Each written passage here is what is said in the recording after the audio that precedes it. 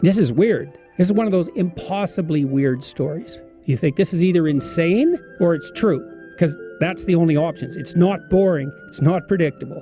It's either insane or it's true. Okay. So Moses leads his people out of the tyranny, right? But weirdly enough, they don't go to the promised land. This is very weird. They go into the desert. Well, why?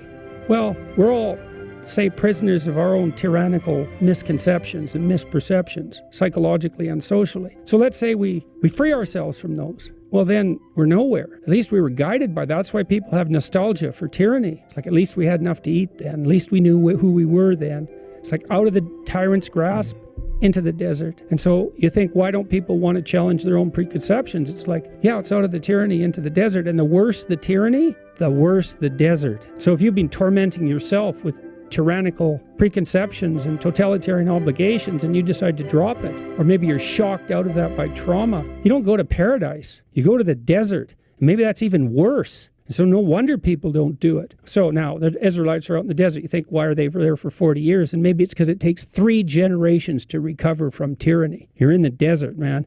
And so the Israelites start worshiping idols. It's ideology. It's the same thing. And that's why, because they don't have anything to orient themselves, because they're not tyrannized anymore, and they get all fractious and they fight with themselves. And Moses has to spend like all day judging their conflicts, because otherwise they're at each other's throats. And anyways, they turn to false idols. And so God isn't very happy about this, and he sends poisonous snakes in there to bite them. So it's like out of the tyranny into the desert. Now we're fractured by ideologies. Now the poisonous snakes come. And so the poisonous snakes are biting them and biting them and biting them. And they finally break down and go to Moses and say, look, you want to have a chat with God and get him to call off the damn snakes? And Moses says, yeah, okay. And so he goes and talks to God. And God says, this is weird. This is one of those impossibly weird stories. Moses talks to God, and God could just call off the snakes, right? That's what you'd expect him to do. But that isn't what happens. He says, go make an image of a snake in bronze and make an image of a stick, like a staff, and put the snake on the staff and then stick it in the ground.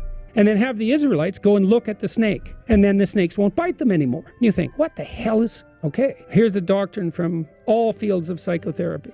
Okay. Look at what you're terrified of, and you will get braver. So the classic therapeutic treatment for terror and the poisoning that terror induces is exposure, voluntary exposure. Yeah. Okay, so the pattern there is face what you're most afraid of, and right. You will be free. Okay. That makes sense. Voluntarily. Yeah. Now that's a doctrine of psychotherapy now. Right. Okay. So now that's weird. That's weird. So God doesn't chase away the snakes. He makes everyone braver. Okay, because that's better than being safe. Bravery is better than safety. It's a more reliable cure for terror. Okay, now that's cool. But this is even more cool. In the Gospels, Christ says that he has to be lifted up like the serpent in the desert. You think, what the hell does that possibly mean? Because, well, that's a snake first on a stick, and Christ is comparing himself to a snake on a stick? Okay, so what is this? What can this possibly mean? Well, I was thinking about that in relationship to imagery of the crucifix and the story that surrounds it. So Jung thought that the Passion story was archetypal because it's a limit story. You cannot write a more tragic story. It's impossible, technically. Why? Well, because it's a story of the aggregation of everything that people are afraid of. So there was no death more painful than crucifixion. That's why the Romans invented it. It was to punish political miscreants. It was the slow, agonizing death by suffocation, essentially, and dehydration and exposure. It's extraordinarily painful. Okay, so that sucks. That's pain, man. Plus, you know it's coming. That's part of the story. Plus, your best friend betrayed you into it. Plus, your people turned against you.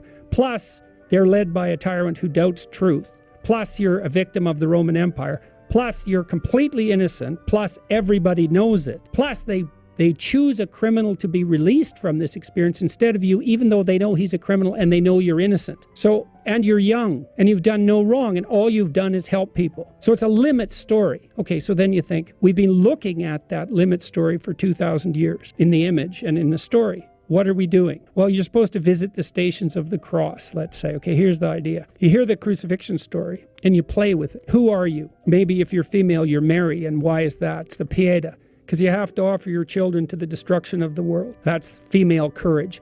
That's the mother that doesn't hold her child back. It's like, go out, To what? Eventually your death and destruction. Go out. Leave me.